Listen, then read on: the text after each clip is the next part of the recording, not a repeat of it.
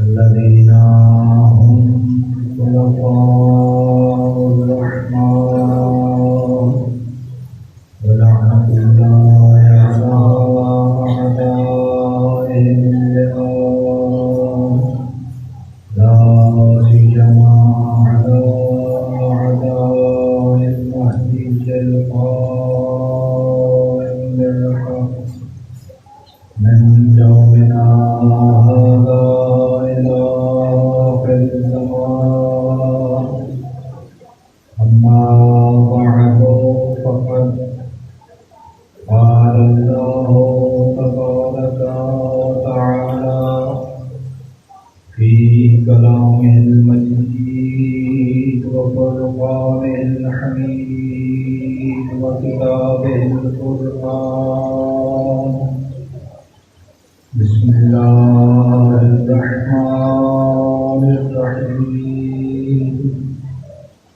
والذين آمنوا به وعزروه ونشروه واتبعوا النور الذي أنزل معه أولئك هم المفلحون. صلوا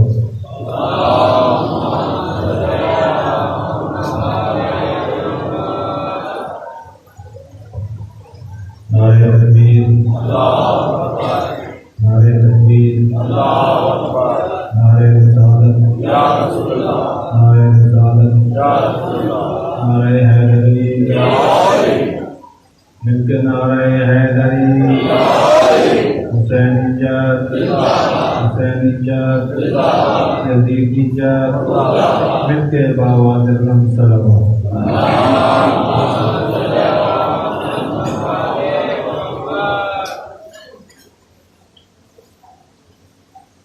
جو احباب پڑھے لکھے ہیں ممکن ہے وہ میرے موضوع کو سمجھ چکے ہوں گے، لیکن جو مجھ جیسے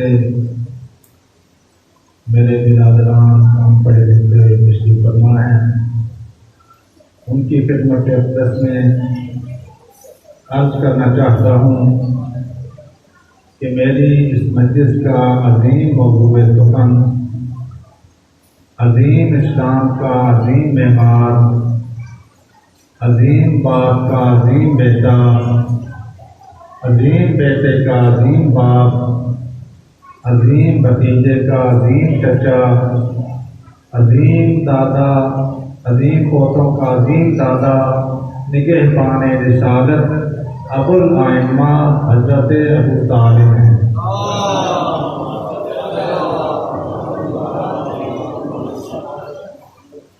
اور سامعین محترم، حقیقتاً یہ موضوع اتنا عظیم ہے کہ اسے عظیم کہنا ہی عظمت موضوع سے انصاف ہوگا.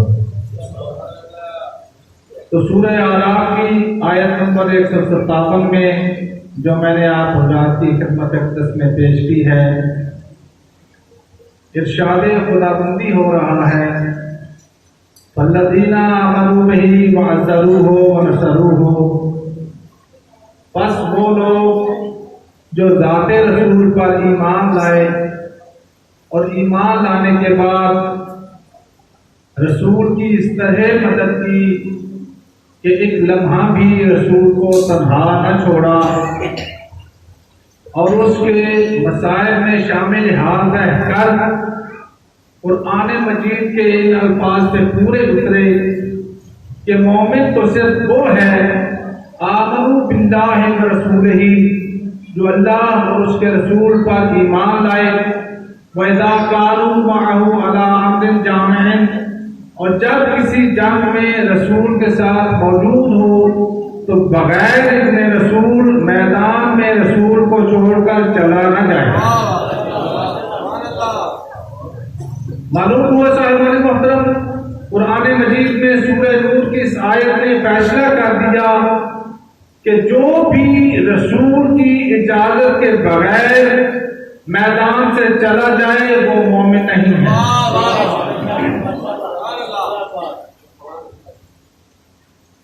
تو سامعین محترم، میں پوچھتا ہوں وہ کون ایسے لوگ ہیں جنہیں قرآن صرف اس لیے مومن کہہ رہا ہے کہ وہ رسول کے دامن سے متمسک رہے، رسول کے لائے ہوئے دین کو دین حق سمجھتے رہے، ذات رسول پر مشرکین کی طرف سے ہونے والے ہر حملے کا دفاع کرتے رہے اور اپنی ہر قسم کی طاقت کو نصرت رسول میں صرف کرتے رہے۔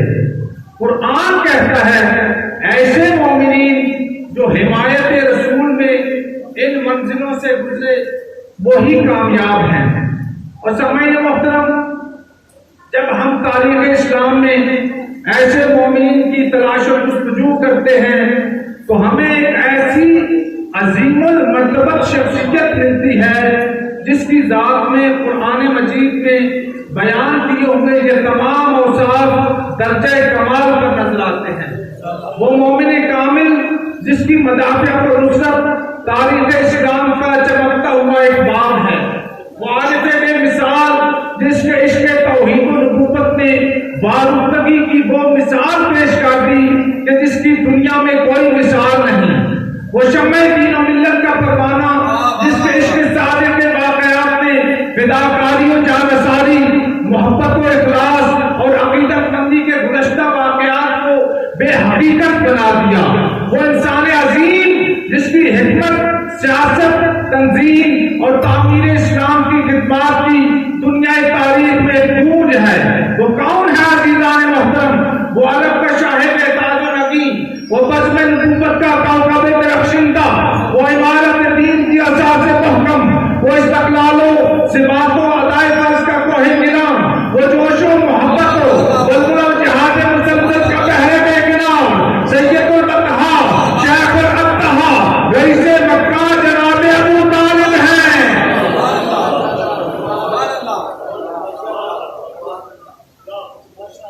مل کے سلوات پڑھیے۔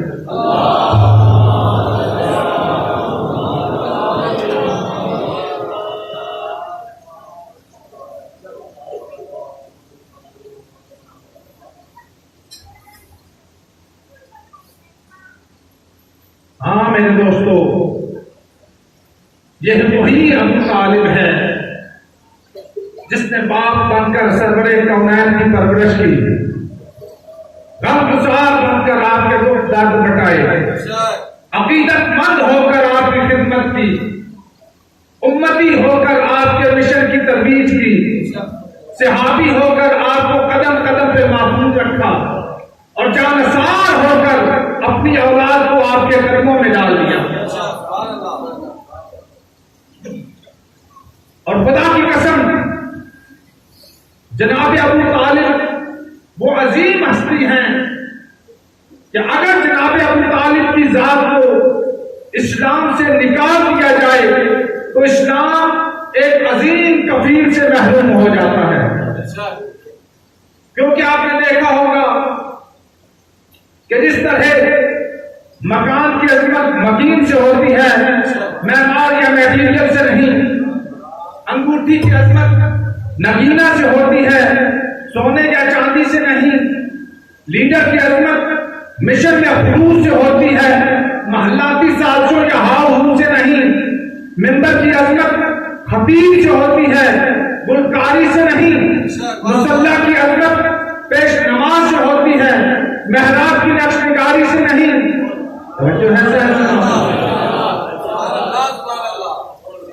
میدان کی عظمت پہلوان سے ہوتی ہے، تماشائیوں کی کثرت سے نہیں۔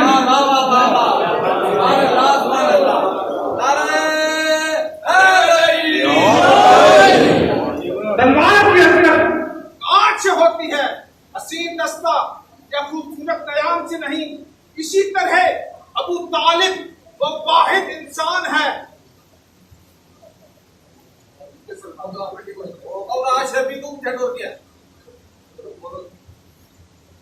اسی طرح ابو طالب وہ واحد انسان، توجہ میری طرف رکھیے گا،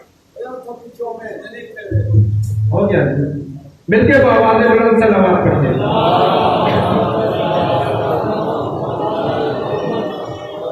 پھر بھی بابا نے بلند صلوات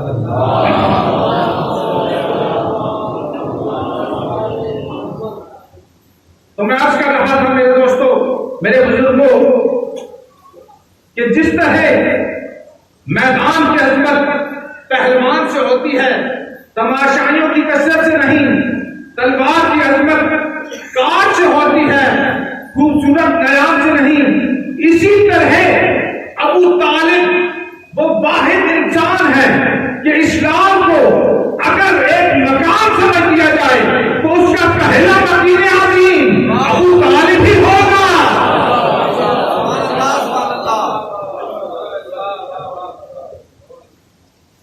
اسلام کو اگر ایک انگوٹھی فرض کر لیا جائے تو اس کا ایک عظیم نمونہ ابو طالب کے سوا کوئی نہ ملے گا۔ اسلام کو اگر ایک مسلح تسلیم کر لیا جائے تو اس کا پہلا امام ابو طالب ہی ہوگا۔ اسلام کو اگر ایک مشن مانا جائے تو اس کا نقطۂ آغاز ابو طالب کی سرداری میں نظر آئے گا۔ اسلام کو اگر ایک منبر سمجھا جائے تو اس کا پہلا خطیب ابو طالب ہی ہوگا۔ اسلام کو اگر ایک میدان سمجھا جائے تو اس کا پہلا پہلوان ابو طالب ہی ہوگا، اور اسلام کو اگر ایک کتاب سمجھا جائے تو اس کا اولین موضوع عظیم ابو طالب ہی ہوگا۔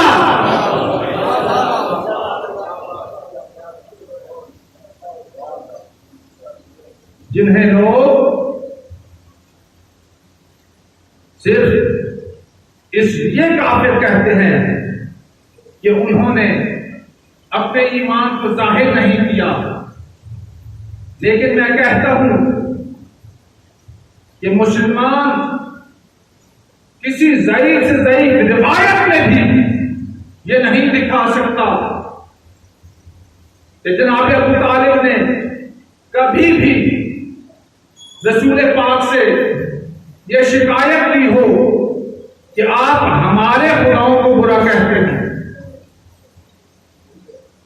البتہ کتب تاریخ میں یہ ملتا ہے کہ مشرکین کی شکایت ان الفاظ میں جناب رسول پاک کے خدمت میں پیش کیا کرتے تھے کہ مشرک یہ کہتے ہیں کہ آپ ان کے خداؤں کو برا کہنے سے باز نہیں۔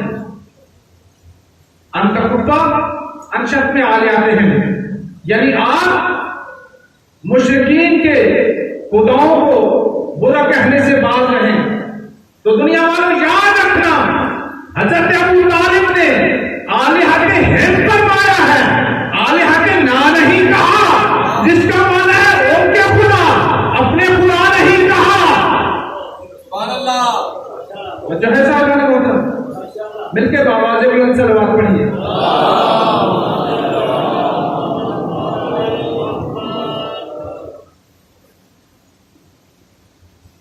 اور جناب ابو طالب کے یہی الفاظ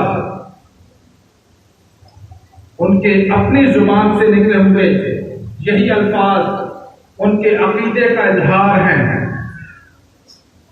اور صاحبان محترم، اس وقت میں حضرت ابو طالب کے وہ الفاظ جو انہوں نے آیت قرآن مجید کے الفاظ وَعَزَّرُوهُ وَنَصَرُوهُ کے عین مطابق بیان فرمائے، تاریخ ابوالفدا سے آپ کی خدمت میں پیش کر رہا ہوں۔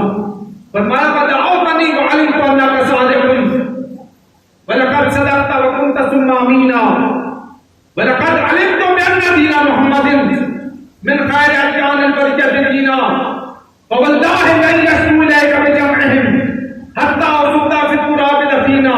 مل کے صلوات پڑھیے۔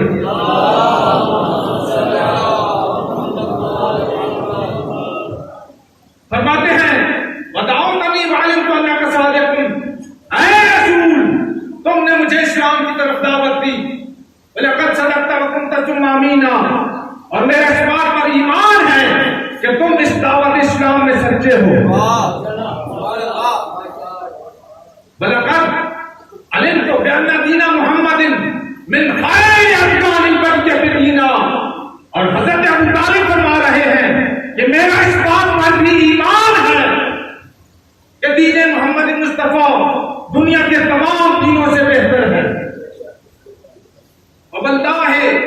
لن يصلوا إليك بجمعهم حتى وسط في التراب دفینا. فرماتے ہیں کہ اے میرے رسول، اے میرے بھتیجے محمد، خدا کی قسم جب تک ابو طالب زندہ ہے کسی کافر و مشرک کی مجال نہیں کہ تمہاری طرف کوئی میلی آنکھ سے بھی دیکھے. اگر کسی نے ذرا بھی میلی آنکھ سے تمہاری طرف دیکھا تو میں وہ آنکھ نکالوں گا. اگر کسی کافر مشرک نے تمہاری طرف اپنا نجس ہاتھ بڑھانے کی کوشش کی تو میں وہ ہاتھ کاٹ دوں گا. اگر کسی نے غلیظ زبان استعمال کی تو میں گٹی سے وہ زبان کھینچ دوں گا. اور خدا کی قسم اے میرے رسول، اے میرے بھتیجے، جب تک ابو طالب زندہ ہے کسی ذہن میں اگر تمہارے بارے ذرا بھی غلط سوچ آئی تو میں کھوپڑی سے وہ دماغ نکال لوں گا.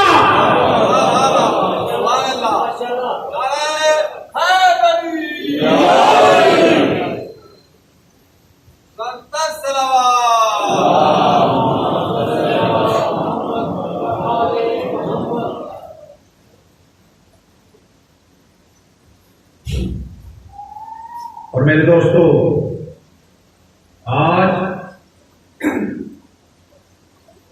میں صحیفہ حامد خلفائے بنو امیہ کو چیلنج کر کے کہہ رہا ہوں کہ تم خوشنود عالی ابی سفیان میں حدود عقائد اسلامیہ کو فلاں کر دی. نگہبان رسالت، موحد یگانہ، مومن کامل، والد کل ایمان کہ ان قربانیوں کو چھپا نہیں سکتے توجہ ہے صاحب جو انہوں نے رسول اسلام کی حمایت کے سلسلہ میں پیش کی. میں پوچھتا ہوں شاب ابی طالب کے وہ مسائل جن میں بعض اوقات درختوں کے پتے بھی کھانے کو میسر نہیں ہوتے تھے، 3 سال برابر، 3 سال مسلسل کس کی خاطر برداشت کیے. اور یہ شاب ابی طالب کے مسائل ہی تھے جو حضرت ابو طالب اور محسن اسلام ام المومنین جناب خدیجہ الکبریٰ کی موت کا سبب بنے. خدیجہ الکبریٰ کے ساتھ میں بلند تر صلوات.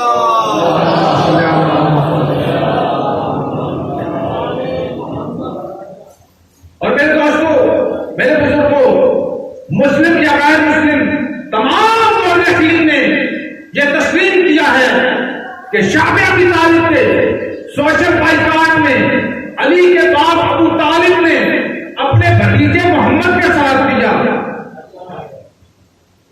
اور اگر کسی کو یقین نہ آئے تو وہ دی میسج فلم دیکھ کر اپنی تسلی دیکھ کر لے، جس فلم پر ضیاء الحق کے دور میں صرف اس کی پابندی لگا دی گئی تھی کیونکہ اس فلم میں جنگ احد بھی دکھائی گئی ہے اور وہ بھی دکھائے گئے ہیں جو رسول کو چھوڑ کر.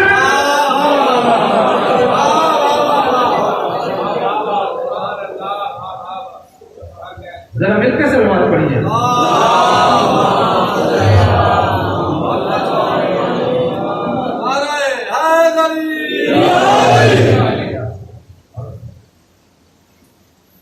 آواز صاحب کی آمد کے مل کے باواز بلند صلوات.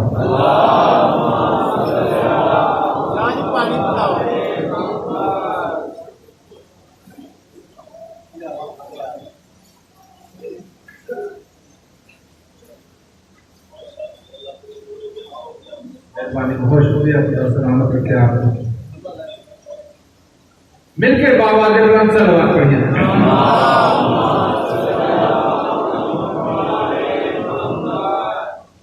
آغا صاحب تشریف فرما ہے.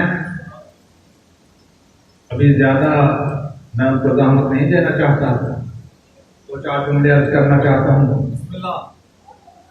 تو صاحبان محترم،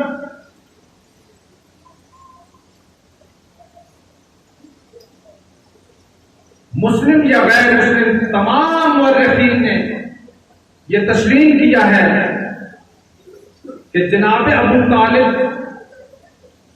کا حضرت محمد مصطفیٰ کے ساتھ رشتہ اگرچہ چچا اور بھتیجا کا رشتہ تھا، لیکن یہ ہمدردی چچا اور بھتیجا ہونے کے ناطے نہیں تھی۔ اللہ اکبر۔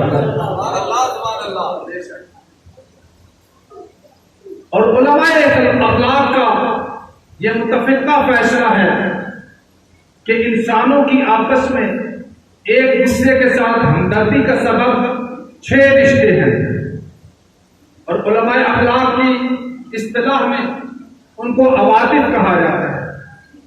عاطفہ قرابت یعنی خونی رشتہ، عاطفہ زوجیت ازدواجی رشتہ، عاطفہ انسانیت انسانی ناتا و رشتہ، عاطفہ مذہبیت مذہبی رشتہ، عاطفہ وطنیت ہم وطنی کا رشتہ، عاطفہ محبت دوستی کا رشتہ، توجہ ہے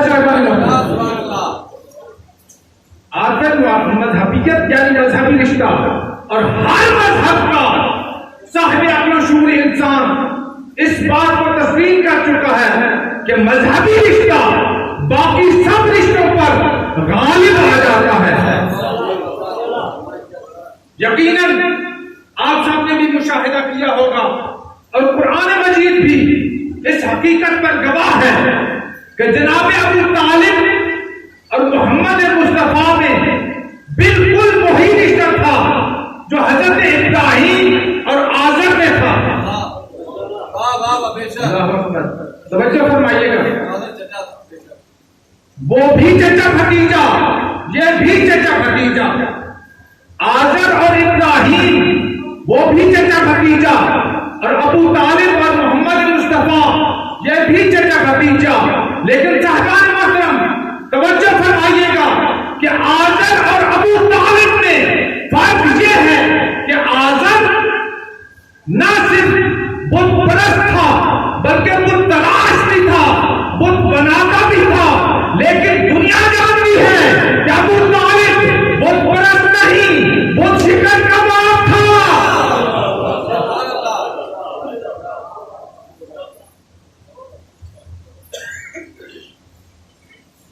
میں چھوڑ رہا ہوں آواز آپ کے لیے۔ اچھا ابھی ٹائم ہے، مل کے سلوات پڑھیے۔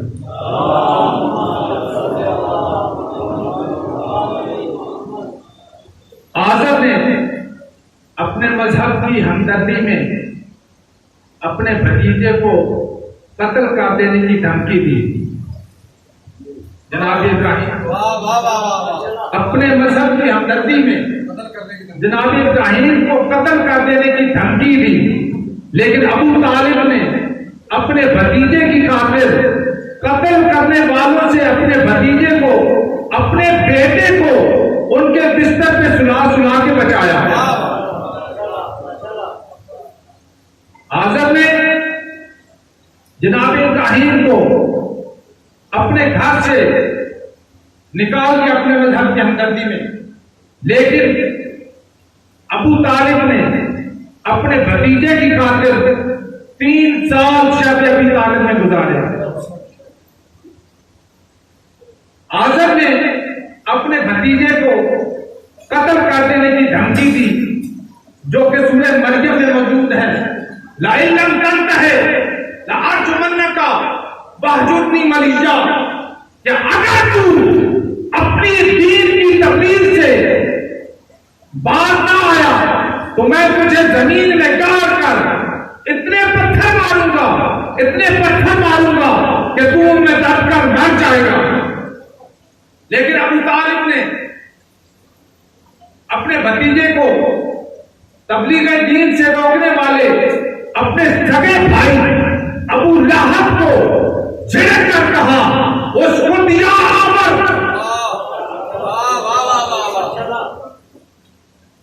چپ رہو کانے، آمر کہتے ہیں کانے، خاموش رہو کانے، اور بھتیجے سے کہا قم یا سیدی۔ ذرا انسان سے بتائیے کہ آج کل ہمارا معاشرہ اپنے بھتیجے کو کبھی ایسا کہتا ہے کہ اٹھو ہے میرے سردار، لیکن جناب ابو طالب فرما رہے ہیں قم یا سیدی، اٹھو ہے میرے سردار، فتکلم بما تحب، اور جو چاہو بیان کرو، وبلغ رسالت ربک فإنک صادق المصدق، اور اپنے اللہ کا پیغام پہنچاؤ کیونکہ تو بھی سچا ہے اور تیرا دین بھی سچا ہے۔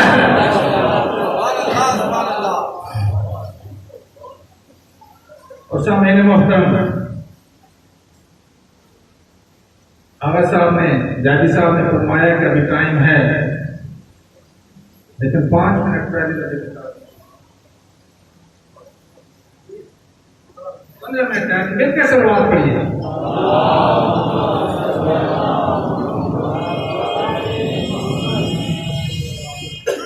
پھر بھی بابا جی بلند سلوات پڑھیے۔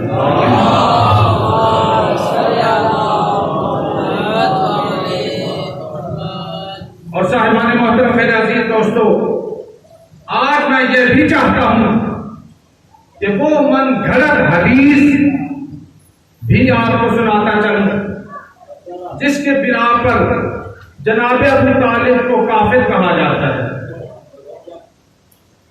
حدیث کیا ہے؟ حدیث، خدا کی قسم توجہ فرمائیے گا کہ حدیث گھڑی تھی جناب ابو طالب کو کافر ثابت کرنے کے لیے۔ حدیث کیا ہے کہ پیغمبر پاک اپنے چچا ابو طالب کو فرما رہے ہیں یا عمو تأمرہم بالنصیحۃ وتدعو لنفسک، کہ اے چچا جان، آپ مشرکوں کو کلمہ پڑھنے کی نصیحت کرتے ہیں، تبلیغ کرتے ہیں اور خود کو چھوڑ رہے ہیں۔ یہ توجہ فرمائیے گا، حدیث بنائی ہے، اور خدا کی قسم فارسی کا ایک جملہ ہے، علماء تشریف فرمائے، آپ پڑھے لکھے حضرات تشریف فرمائے، یہ فارسی کا ایک جملہ ہے، دروغ گورا حافظہ نہ باشد، کہ جھوٹ بولنے والا حافظہ نہیں رکھتا۔ اور آپ جانتے ہیں، کہتے ہیں کہ ایک جھوٹ کو چھپانے کے لیے 100 جھوٹ بولنا پڑتا ہے۔ یہی وجہ ہے کہ اس کا حافظہ اس وقت ختم ہو جاتا ہے، اس کو سمجھ ہی نہیں آتی کہ میں کیا کہہ رہا ہوں۔ تو میرے دوستوں بزرگوں، حدیث کیا ہے؟ جناب رسول خدا جناب ابو طالب سے فرما رہے ہیں یا عمو تأمرہم بالنصیحۃ وتدعو لنفسک، کہ آئے چچا جان، آپ مشرکین کو نصیحت کرتے ہیں۔ اور صاحبان محترم، نصیحت کا مطلب کیا ہے؟ کسی غلط کام سے روکنا۔ بزرگ احباب تشریف فرما ہے، بزرگ اپنے بچوں کو روکتے ہیں، نصیحت کرتے ہیں، اس کا یہی مطلب ہے کہ وہ برے کاموں سے رک جائیں۔ کہ پیغمبر پاک جناب ابو طالب سے یہ فرما رہے ہیں کہ چچا جان، آپ مشرکوں کو نصیحت کرتے ہیں اور خود کو چھوڑ رہے ہیں۔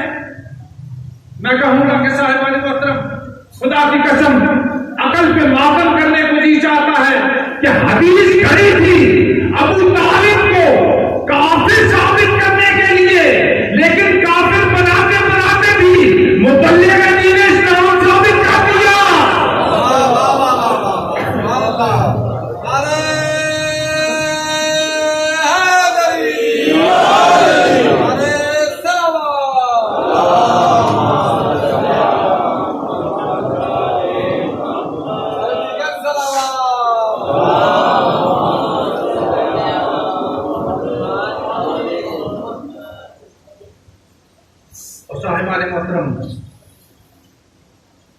بھلا جو خود رسول کے باپ کا حیا نہ کرتے ہوں، وہ علی کے باپ کا کیا حیا کریں گے؟ خدا کی قسم، حالانکہ غیرت مند مسلمان کو ہر قدم پہ ابو طالب کا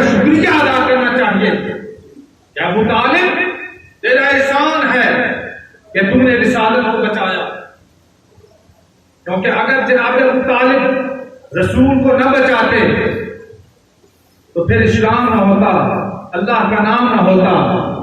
اس لیے میں کہوں گا کہ دنیا والوں، جب بھی آزاد کے الفاظ سن کر کلمہ پڑھا کرو تو ابو طالب کا شکریہ ادا کر دیا کرو کہ ابو طالب تیرا احسان ہے کہ تم نے رسالت کو بچایا۔ اگر تو نہ ہوتا تو رسول نہ بچتا، نہ ہم تک آزان پہنچتی، نہ ہم کلمہ پڑھتے، نہ ہم تک اسلام پہنچتا۔ تو میں کہوں گا کہ آج اگر اسلام ہے تو ابو طالب کے صدقے میں، آزان ہے تو ابو طالب کے صدقے میں، کلمہ ہے تو ابو طالب کے صدقے میں، قرآن ہے تو ابو طالب کے صدقے میں، اسلام ہے تو ابو طالب کے صدقے میں۔ بلکہ یاد رکھنا، آج جس کے پاس ایمان ہے تو ایمان ابو طالب کے صدقے میں۔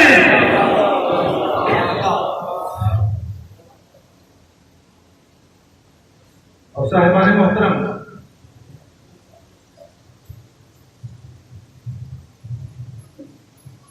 پیغمبر اسلام جناب ابو طالب سے اتنی محبت فرماتے تھے کہ پیغمبر اسلام کو جناب ابو طالب فرما رہے ہیں، قم یا سیدی، اٹھو اے میرے سردار۔ اور ایک اور جملہ عرض کرتا چلوں، اور آج میں نمازیوں سے بھی ایک بات پوچھتا چلوں کہ جس سورت کی تلاوت کے بغیر آپ کی نماز نہیں، بتائیں وہ سورت کن الفاظ سے شروع ہوتی ہے؟ میں خود ہی بتا دیتا ہوں، الحمدللہ رب العالمین۔ تمام تعریفیں اس خدا کے لیے ہیں جو تمام جہانوں کا رب ہے۔ تو میرے دوستوں، میرے بزرگوں، یہ کون کہہ رہا ہے؟ یہ کس کے الفاظ ہیں؟ خدا کی قسم، قرآن نازل ہونے سے پہلے پورے 15 سال پہلے جناب ابو طالب نے یہ الفاظ جناب پیغمبر پاک کا جناب خدیجہ الکبریٰ کے ساتھ نکاح پڑھتے وقت یہ فرمایا ہے، یہ الفاظ فرمائے۔ تو میں کہوں گا کہ ابو طالب کو کافر کہنے والوں، آؤ نہ دیکھو، ابو طالب کی زبان سے نکلے ہوئے الفاظ قرآن بن رہے ہیں۔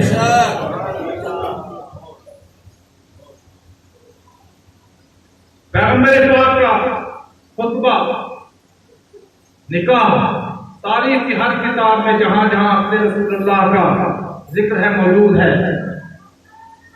فرمایا الحمدللہ الذی جعلنا من ذریۃ ابراہیم وزرع اسماعیل۔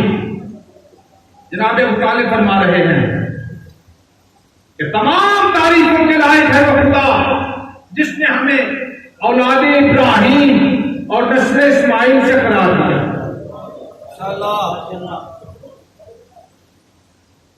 الحمدللہ الذی جعلنا من ذریۃ ابراہیم وزرع اسماعیل وزرع معاذ وعنصر مدر وجعلہ لنا بیتا محجوجا وحرما آمنا وجعلنا حکام الناس ثم ان ابنکی آل محمد بن عبداللہ لا یوزن به رجل شرفا ونبلا وفضلا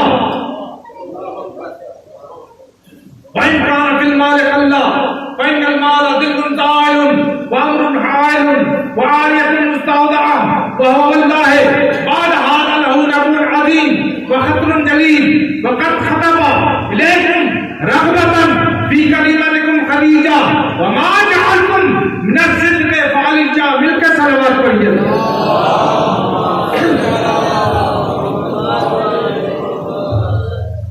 صاحبان محترم، جناب ابو طالب فرما رہے ہیں کہ تمام تعریفیں کے لائق ہے وہ خدا جس نے ہمیں اولاد ابراہیم اور نسل اسماعیل قبیلہ معد اور اس کی شاخ مزر سے قرار دیا.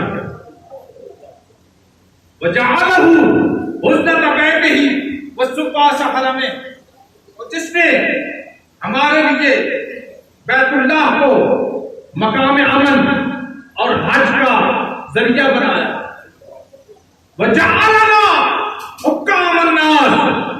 صاحبان محترم توجہ، آپ نے اس کا کہا جناب ابو طالب فرما رہے ہیں وجعلنا حکام الناس، اور اس تعریف ہے اس خدا کی جس نے ہمیں تمام انسانوں کا حاکم و سردار بنایا.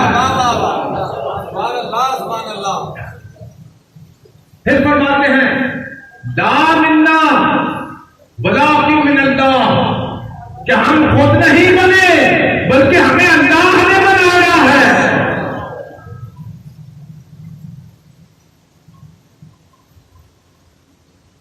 اور صاحبان محترم، جنہیں اللہ نے لوگوں کا حاکم و سردار بنایا، خدا کی قسم امت نے انہی ہستیوں کا حیا نہ کیا.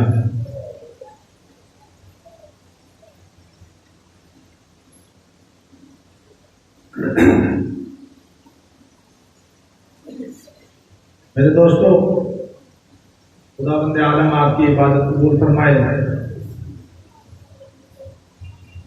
ایام اعزاء ہیں ہمارے لیے، تو اگر دیکھا جائے کیونکہ ہمارے پیشواؤں کا فرمان ہے کہ ہماری خوشی کے ساتھ خوشی کرو، ہماری غمی کے ساتھ غمی کرو. امام جعفر صادق علیہ السلام فرماتے ہیں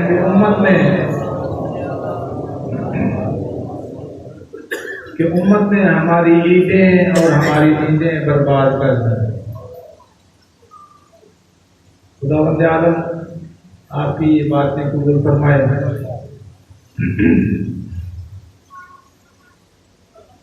عاشور کے دن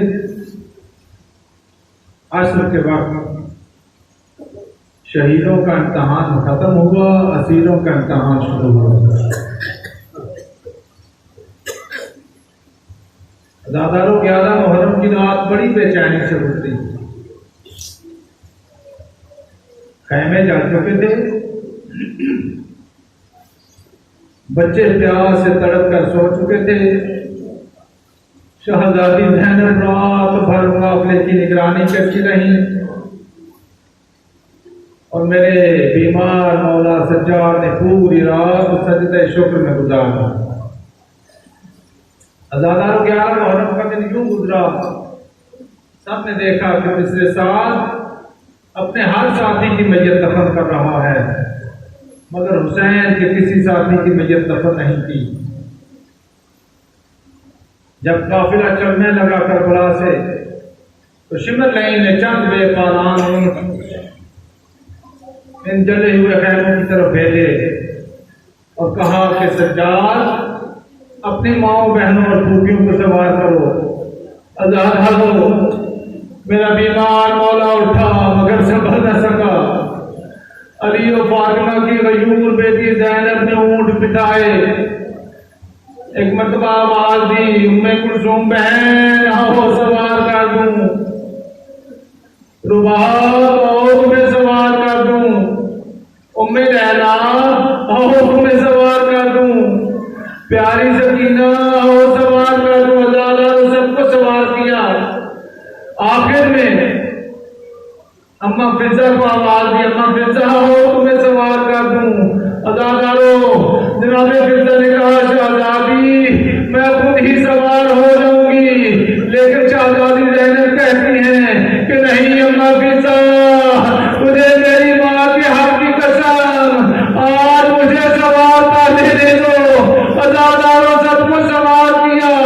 آخر میں علی و فاطمہ کی غیور بیٹی اکیلی رہ گئی. ایک مرتبہ فرات کی طرف دیکھا، پکارا پاس بھیا وہاں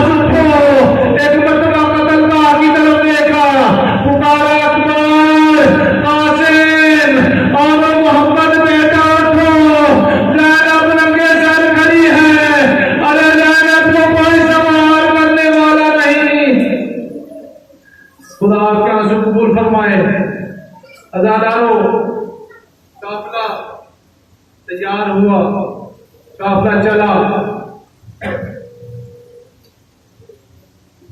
تھوڑی دور چلا تھا کہ صاحب ریاض خود لکھتے ہیں کہ ابھی قافلہ تھوڑی دور چلا تھا کہ شمر لائن نے اپنا گھوڑا دوڑایا اور بے پالان اونٹوں پہ بیٹھی حسینوں اور شہزادیوں کے قریب آیا اور آ کے پوچھتا ہے کہ میں نے تو سنا ہے کہ تم میں حسین کی ایک یتیم بچی بھی بیٹھی ہے، عزاداروں کسی نے بتایا کہ وہ پھوپھی کی گود میں جو 4 سال کی معصوم بطول بیٹھی ہے وہی ہے سکینہ۔ عزاداروں یہ لائن آگے بڑھا، کہا کہ اس بچی کو اکیلے اونٹ پہ سوار کرنا ہے۔ عزاداروں شہزادیوں نے چیخنا شروع کیا، کہا یہ اکیلی بچی اکیلے اونٹ پہ نہ بیٹھ سکے گی، لیکن عزاداروں یہ لائن نہ مانا۔ عزاداروں شہزادی کو اکیلے اونٹ پہ بٹھایا، اونٹ چلا، شہزادی چیخنے لگی، کبھی پھوپھی زینب کو آواز دیتی ہے، کبھی بھیا سجاد کو آواز دیتی ہے۔ اللہ اکبر، خدا کے آنسو قبول فرمائے۔ عزاداروں شہزادی جب رونے لگی تو شمر لائن پھر ایک مرتبہ آگے بڑھا، ایک مرتبہ اونٹ کو بٹھایا، شہزادی سکینہ کو اونٹ کی پیٹھ پہ بٹھایا۔ عزاداروں ایک رسی کے ساتھ اس لائن نے شہزادی کو مضبوطی سے باندھ دیا۔ عزاداروں اب جب اونٹ چلا تو اونٹ کی پیٹھ کی رگڑ سے سکینہ کا سینہ چھلنے لگا، خون بہنے لگا، اونٹ کی پیٹھ رگیر ہو گئی۔ ایک مرتبہ شہزادی سکینہ بیٹھ کر کے کہتی ہے کہ بابا جان، جس شہزادی جس سکینہ کو تم اپنے سینے پہ سلاتے تھے، آؤ ذرا دیکھو اسی سکینہ کا سینہ چھلنی ہو گیا ہے، خون سے کرتا رنگین ہو گیا۔